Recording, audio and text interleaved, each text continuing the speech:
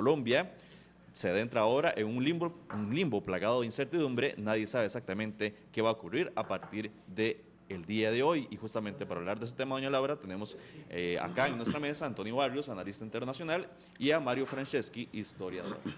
Le damos la bienvenida a ambos y tenemos ya los datos, porque es impresionante cómo el no gana, según la información, para quienes nos siguen por Canal 13, con los siguientes gráficos que vamos a mostrarles, y para quienes nos siguen por Radio Nacional, vamos a darles la información, porque el no gana en las zonas urbanas, el sí en las zonas rurales, las más afectadas por el conflicto. Vamos a ver si ya tenemos los gráficos en las pantallas de Canal 13 para que podamos hacer el análisis con estos dos especialistas que hoy nos acompañan y sobre un tema sobre el cual hay muchísimas interrogantes. Esa gráfica habla sobre el tema de los datos finales. Las mesas escrutadas, el 99.74%, y la votación en total fue de un 37.40% de todos los colombianos fueron solamente los que fueron a votar, un 37.40%. Okay. Primeros comentarios. Mario Franceschi, historiador. ¿Cómo ves el abstencionismo tan altísimo que jamás visualizaron las empresas encuestadoras? Buenos días. Buenos días. Sí, fue sorpresivo el resultado, definitivamente fue sorpresivo. Es esa masa silente que está ahí, que llega el momento en que exterioriza en la intimidad del recinto para votar su decisión. Honestamente, en lo personal, yo no esperaba que no ganara. Y los especialistas a nivel global también tenían la fe de que él sí iba a ganar. Eso me recuerda al Brexit también en Inglaterra. Hoy lo recordamos. Y eso nos dice a nosotros que las encuestas realmente no son de fiar, no son información científicamente probable, porque miren las sorpresas que se dan. Ya Truman lo demostró en su oportunidad, ya en los 40, ¿no? Y ahora vuelve a darse una sorpresa de este nivel. Y no sé si me pueden poner de una vez la otra pantalla que teníamos, el donde ganó el no, que es muy revelador. Mario Franceschi y Antonio Barrios. ¿Por qué gana el no? Si podríamos regresarnos en las zonas rurales, el sí en las zonas rurales, el no, las más afectadas por el conflicto, y el no en las zonas urbanas. Bueno, era comprensible que el sí ganara en las zonas donde ha habido guerra. Desafortunadamente, los 50 años de guerra han afectado más a las zonas rurales que a las zonas urbanas. Evidentemente, todos aquellos que votaron por el no o a favor del no en las zonas urbanas o en las ciudades más importantes de Colombia pretendían de alguna forma hacerles un favor o identificarse con algún nivel de solidaridad con la gente que votó por el sí, en el entendido de que el plan perfectamente puede ser negociado, que no simplemente es votar por el sí en el sentido de que la guerra simplemente ya se terminó, porque tampoco habían garantías plenas de que eso podía ser así. Algunos analistas, incluso colombianos, en todo esto, cuando ya las cosas se van viendo con la cabeza ya más fría, no con la pasión de lo que significa que el plan puede resultar, pues algunos consideran de que en 8 años quizás, si se hubiera aprobado el sí, el plan a los 8 años quizás hubiera fracasado, porque es muy difícil incluso poder vaticinar que a los 2 años, a los 3 años, conforme se implemente, sobre todo un conflicto tan complejo como es el conflicto colombiano, es muy difícil poder vaticinar que a los 3 años ya uno puede estar viendo resultados. Entonces, algunos ya consideraban de que como un mínimo para evaluar cuánto de la implementación del proceso de paz empezar a ver los primeros resultados, pues algunos consideraban de que a los 8 años, si no se veían los resultados que se esperaban, eventualmente podían ver que el plan ya no estaba dando resultado. Entonces, cuando uno ve la gente del sí en las zonas rurales, pues es gente que definitivamente esperaban que la guerra completamente se terminara. Es la gente que sufrió las masacres, es la gente que sufrió el desplazamiento, la gente que sufrió la tortura, la gente que sufrió la pérdida de sus tierras más importantes, históricas o ancestrales, el tema de los pueblos indígenas, que no se aborda con la profundidad que se hubiera esperado. Es gente que de alguna forma con el sí esperaba que se tomara en cuenta esa idea, y en las ciudades más relevantes o más importantes del país, pues votan por el no, porque es gente con una postura más conservadora, es gente que en realidad no ha sufrido el asunto de la guerra. Entonces hay una división muy grande, no solo ideológica, sino incluso hay una división política que está relacionada con el uribismo, el caudal político, que ya lo hemos hablado en otras entrevistas anteriores, y de cuánto realmente esto caló fuertemente. Cuando uno ve, por ejemplo, de que 20 millones de colombianos no fueron a votar, hay cuestiones de carácter de clima también, es decir, los especialistas ahorita están considerando de que 2 millones de personas no fueron a votar en la zona caribeña por el tema del temporal, del huracán que está. 2 millones de personas, es increíble. No me rendiré, seguiré buscando la paz, dijo el presidente Juan Manuel Santos. Escuchemos un extracto del discurso de lo que dijo el mandatario colombiano. De la estabilidad de la nación, y esta decisión democrática no debe afectar dicha estabilidad que voy a garantizar. Como presidente, conservo intactas mis facultades y mi obligación para mantener el orden público y para buscar y negociar la paz. El cese al fuego y de hostilidades bilateral y definitivo sigue vigente y seguirá vigente. Escucho a los que dijeron no y escucho a los que dijeron sí. Todos sin excepción quieren la paz. Así lo han dicho las políticas y en particular a las que se manifestaron hoy por el no, para escucharlas, para abrir espacios de diálogo y determinar el camino a seguir. Siempre. Interesante. Mario Franceschi, ¿dónde se me pega el nombre? Todos Chacón. quieren la paz todos en Colombia. ¿Perdón? Todos quieren la paz. Todos quieren la paz en Colombia, eso a mí no me cabe la menor duda. Inclusive Todos el quieren la presidente paz. Álvaro Uribe, inclusive el presidente, se me acaba de ir el nombre, el otro expresidente. Pastrana. Pastrana. Claro, don Andrés. De hecho, todos quieren la paz y en lo personal opino que la posición de Andrés Pastrana es una posición de estadista, es la posición real, es la posición correcta. Inclusive Santos, mucho de lo que dijo en ese corto pero sustancioso discurso concuerda plenamente con lo que Andrés ha estado proponiendo en Colombia. Es que hay que entendernos, definitivamente el pueblo colombiano quiere la paz, pero no así. Ellos mismos lo están dicho, paz sí, pero no así. ¿Dónde radica realmente el problema de este proceso de paz? Hay aspectos en este proceso que no calaron en la sociedad ¿Qué colombiana. no caló? La impunidad, por ejemplo. La impunidad a la que las FARC iban a ser, con las cuales las FARC iban a ser beneficiadas. Claro, hay que ser claro. Pero las ¿verdad? autodefensas tuvieron impunidad también, paramilitares. La impunidad general. Aquí, no, pues, como le dije el otro día, decir esto o aquello, no, la impunidad en general, ¿verdad? Porque si usted se fija, mire, Uribe tuvo 3 años de tiempo para preparar todo este proceso del no. El presidente Santos arrancó con su campaña en realidad, qué decirle, hace 3 meses, ¿verdad? En 3 años él tenía que darle la vuelta, en 3 meses digo, darle la vuelta a 3 años del proceso que Uribe había iniciado como opuesto al plan que se estaba discutiendo.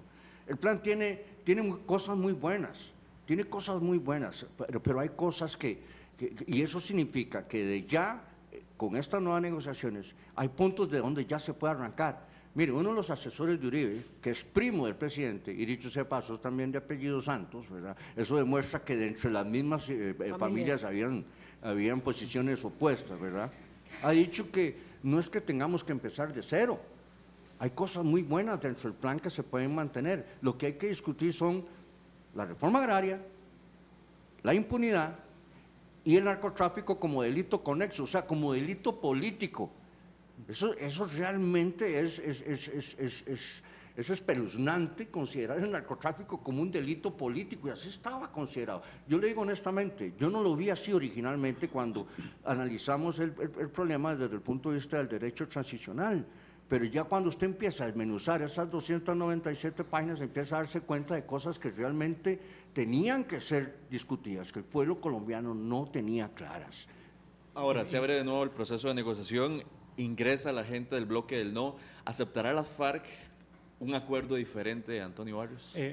Va a tener que hacerlo, va a tener que hacerlo porque de lo contrario, si la opción... ¿Aceptará sanciones más fuertes? Es que porque sí las hay en el acuerdo, pero dicen los del no que no eran suficientes. Claro, pero el asunto está en que toda esta etapa de renegociación va a ser muy compleja porque a pesar de que las FARC declaran incluso oficialmente que van a continuar con la desmovilización, van a continuar con el proceso porque quieren definitivamente dejar los 50 años de conflicto y quieren y declaran que quieren seguir optando por una salida política, esta renegociación va a significar de aquí en adelante no solo una situación compleja y desgastante, sumado a los 4 años en los que Santos se vio en esta negociación, sino que incluso va a tener que prestarle atención a lo que otros partidos políticos y sobre todo el uribismo va a demandar sobre los cambios necesarios que en materia de impunidad principalmente el uribismo está demandando que se cambie.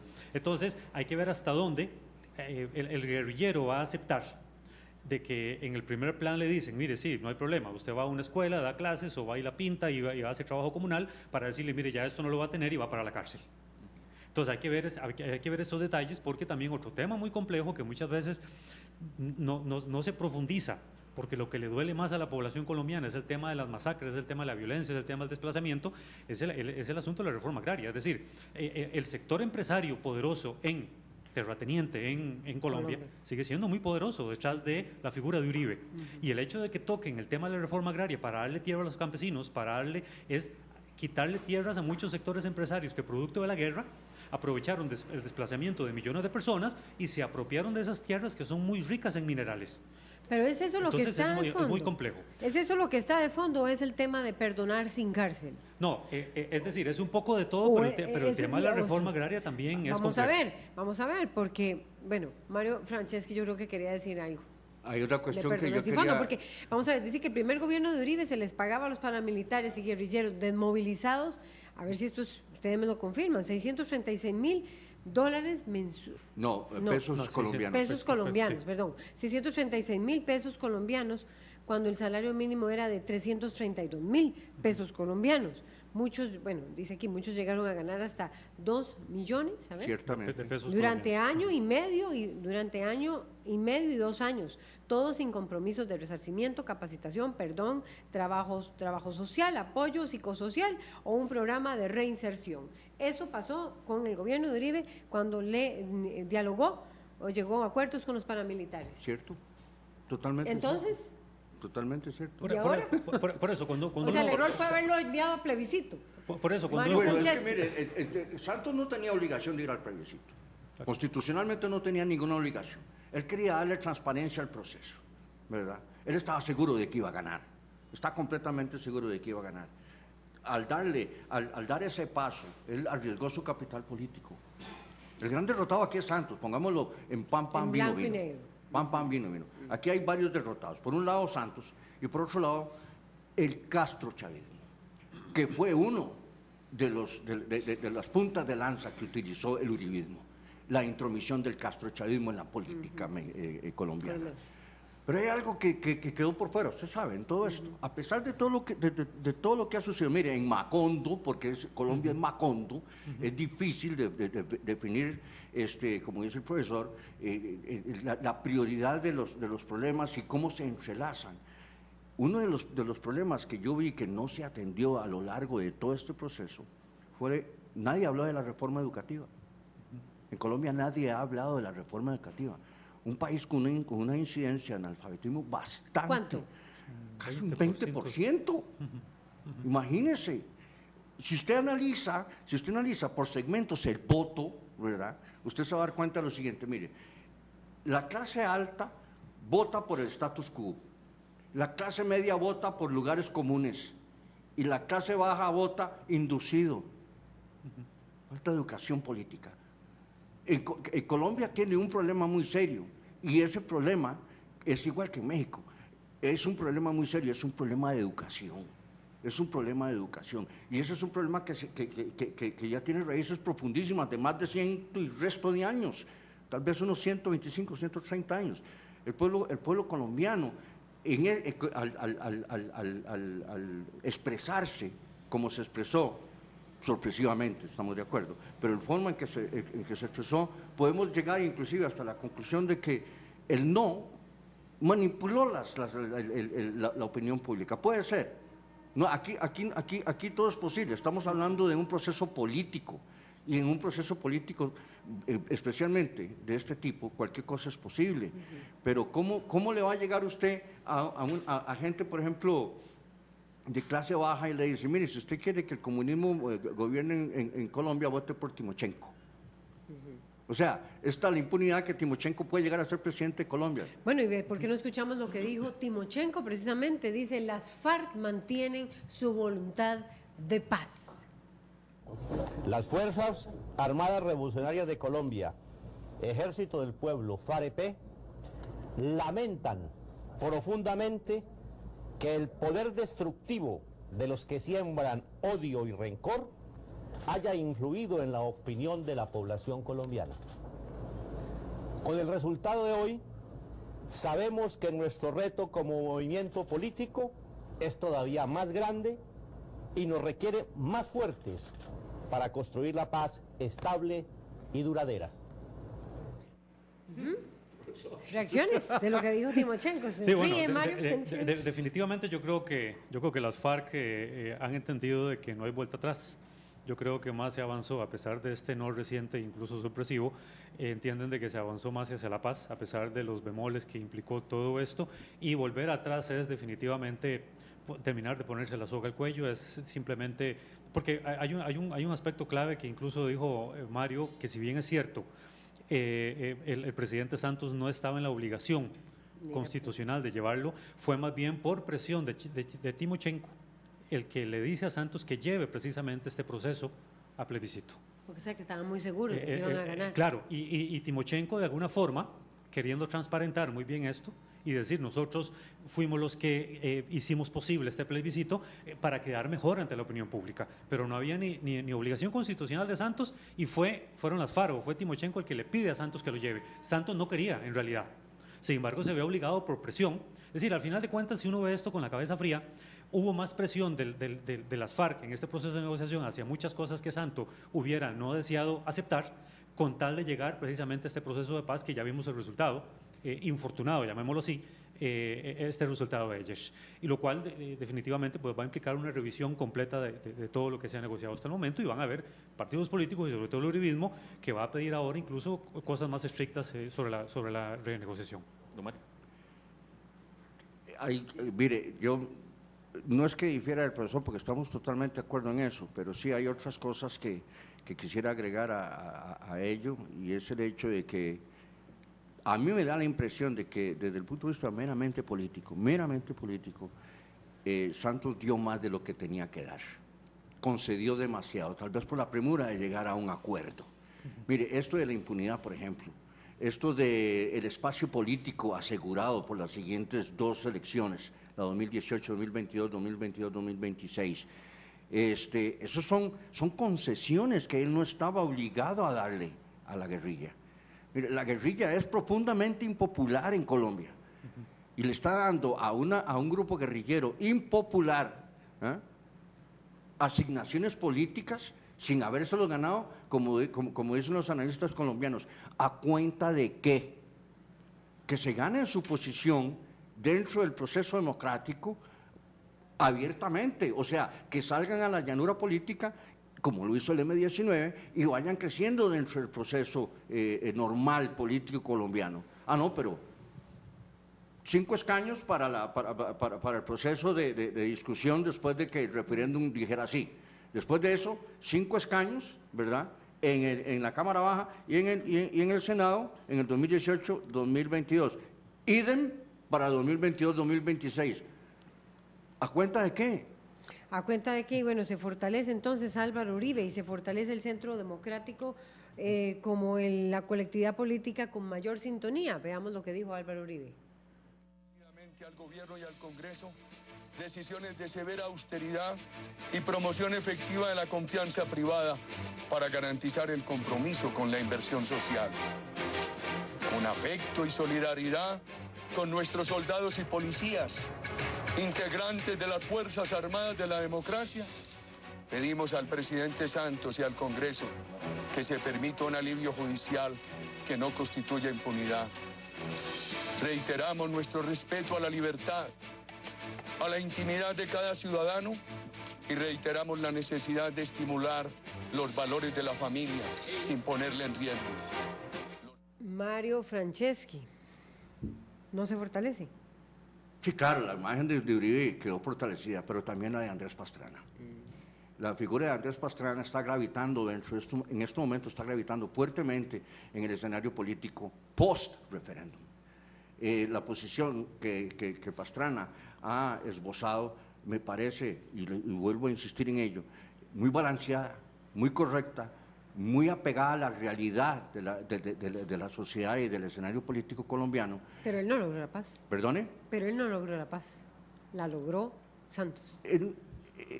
¿Quién logró la paz? Santos tampoco la ha logrado. En este momento no hay nada firmado. El pueblo colombiano le dijo no. O sea, entendámonos, todo el mundo quiere la paz. Lo que pasa es que no hay nada firmado en estos momentos. Por un lado, hay que reiniciar las negociaciones, llamar a todas las fuerzas políticas en pugna. En esta nueva renegociación, Uribe y Pastrana van a gravitar en ello. Probablemente no van a estar sentados físicamente en la mesa, pero van a tener sus delegados ahí, ¿verdad? Es definitivo. Eso es indiscutible. Eso es indiscutible. No, mire, yo opino, y es ya una opinión muy personal, que sí, hay paz y la gente en Colombia quiere la paz, pero esa paz va a tener que renegociarse. Va a tener que renegociarse. Tanto es así que tanto la FARC como el mismo gobierno están dispuestos a continuar con las negociaciones, pero vienen otros actores también que tienen mucho que decir en esto. Uribe es uno, Pastrana es el otro. Cerrando, Antonio Barrios. Bueno, evidentemente a la pregunta, Laura, sí, el uribismo se fortalece. Yo creo que más bien ya la campaña electoral empezó. Claro. Estamos a 2 años, en el 2018 se elige a un nuevo presidente y el uribismo con todo esto que logró se fortalece no solo como movimiento, sino que yo no descarto que el uribismo vuelva al poder. Claro, Tal vez no en la persona de Uribe, pero sí, como bien dijo Mario, tendrán ya a sus ungidos con este poder que está logrando ahora tener precisamente Uribe para hacer que el uribismo vuelva al poder. Y detrás, evidentemente, no solamente en toda esta campaña, en todo esto que implicó este cierre sorpresivo de ayer, hay un sector empresario conservador y partidos más conservadores que evidentemente con todo esto de ayer van a plegarse al campo uribista y definitivamente van a hacer no solamente del tema de la renegociación o el proceso de paz, todo un tema de campaña que va a dominar en las elecciones de 2018. Hay que ver cuánto de la renegociación o de lo que se logre hacer, porque esto no creo que se logre en estos 2 años, va a implicar de que se vuelva hacia atrás si posiciones más radicales llegan al poder, como en este caso el uribismo. Si usted ve una cuestión en el ambiente político colombiano, el presidente Santos es impopular. El presidente Santos tenía tal vez un 15% de aprobación. Para muchos analistas en estos momentos el no es un castigo a Santos. A Santos, más bien. Es un castigo a Santos. Aunque 6 de cada 10 colombianos no votaron, ¿verdad? Sí. Bueno, muchas gracias a Mario Franceschi y también a